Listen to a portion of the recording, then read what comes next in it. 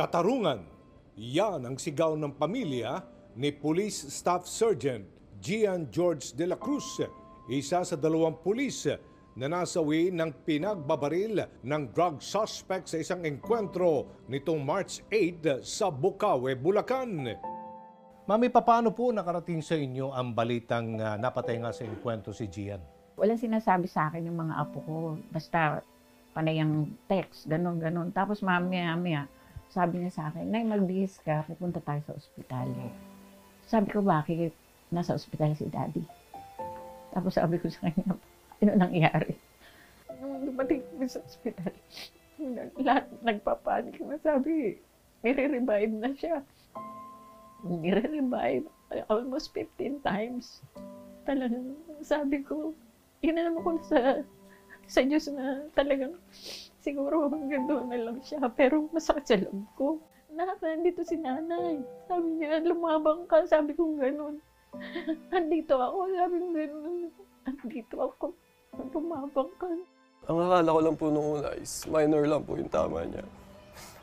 Tapos nung narinig ko po yung tita ko po na umiiyak na siya. Critical na nga daw po. And nire-revive po siya sa hospital. 15 taon ng pulis si Police Staff Sergeant Gian George de la Cruz. Ayon kay Nanay Rochelia, siya mismo ang nagmungkahi sa kanyang anak na pasukin ang pagpupulis. Pero sa likod ng kanyang uniforme, siya ay isang ulirang anak at isang dakilang ama. Kayo po ang nag-udyok, no? Nag-convince kay Gian na pumasok sa serbisyo. Opo. Anong klaseng tatay or paano po ilalarawan bilang anak or tatay si Gian? Napakabait ng tatay. Maano sa mga anak niya. Kumbaga, mahal na mahal niya yung mga anak niya. Sobrang mahalalahanin na po niya. And sobrang bait po ng tatay ko na yun. Madalas niya po hinahaya na lumabas, na kaming dalawa lang po. May bonding po sa amin na dalawa na tanging kami lang po yung nakaka-appreciate na isa't isa. Masakit po na nalaman na si Daddy, nabalitaan ko po na nawala na siya. May mga negatibong mga balita tungkol sa mga pulis na gumagawa po ng illegal na activities. Ano pong payo ninyo sa anak ninyo nung siya'y nabubuhay pa? Ang talagang pinaano ko po sa kanya, yun yung po talagang isiniksik sa utak niya na huwag kang gagawa ng illegal. Huwag kang gagawa ng makakasama sa reputasyon mo, sa reputasyon ng mga anak mo, sa reputasyon lang lahat ng kamag-anak. Sabi ko, maging tuwid kang pulis. At iyon naman ang pinagmamalaki ko dahil hindi siya naging corrupt. Hindi siya gumawa ng masama. 4 na tama ng bala ang tumapos po sa buhay ni Police Sergeant George de la Cruz noong March 8 sa kasagsagan ng kanilang buy-bust operation. Ang suspect, idinalang lulong sa pinagbabawal na gamot. At ayon po sa tala ng Philippine National Police, halos 1,000 pulis ang sugatan. Samantalang mahigit 300 naman ang binawian ng buhay noong kasagsagan ng war on drugs mula taong 2016 hanggang 2019. Sa pagkamatay ni Police Staff Sergeant Gian George de la Cruz, naulilad niya ang kanyang kinakasama at ang 5 niyang mga anak. Pero mga panahon na may premonition na pong parang pakiramdam ninyo dahil hindi daw siya nagpaalam sa inyo. Usually nagpapaalam siya pag umaalis ng bahay. Araw-araw yun, araw-araw, umaga. Pagka yung aalis siya, sasabihin niya, Nanay, aalis na ako. Ganun.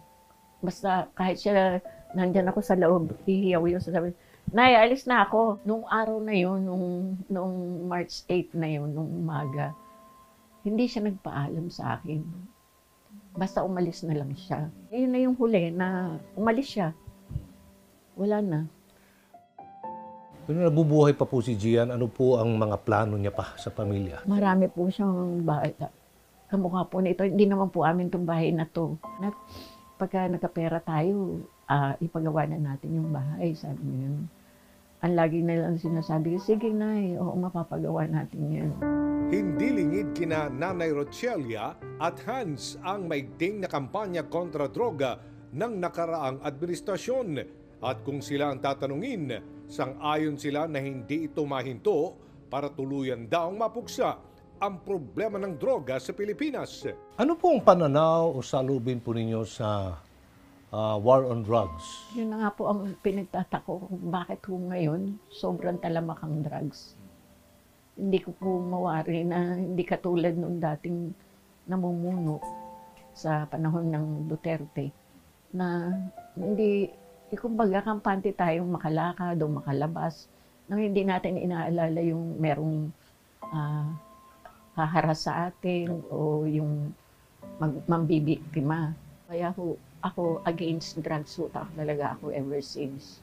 Hindi ko kaya na yung mga bata, yung lalo na yung mga apo ko lumaki ng yung tungkol dyan sa mga drugs na yan. Ano po ang panawagan po ninyo ngayon, lalo't ang isa sa mga pumatay sa iyong anak ay at large pa? Justice po siyempre ang gusto ko na managot sa batas yung gumawa nun sa anak ko. Sana, lalo na sa mga kapulisan, wala na po sanang magkaroon ng ganitong pangyayari. Sa gobyerno, inaano ko lang, pinaabot ko sa kanila na sana yung campaign against drug, ipagpatuloy nila. Sino man po yung pumatay sa tatay ko,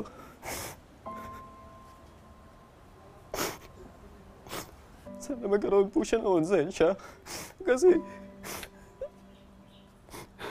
buhay po yung kinuha niya.